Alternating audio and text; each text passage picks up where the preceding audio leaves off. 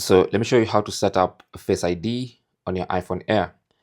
So you want to go into settings, and then under settings, scroll down to Face ID and passcode, tap on that, and then enter your current passcode.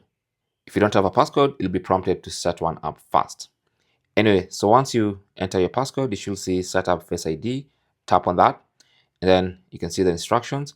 So basically, when you tap on get started, you just need to put your face in that area like that, and then swirl your face around.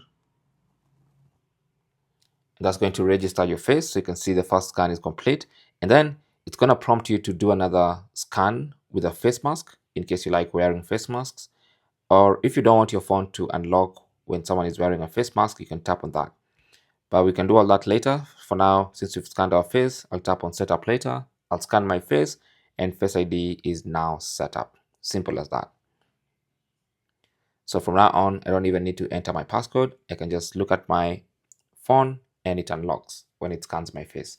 Thanks for watching, and good luck.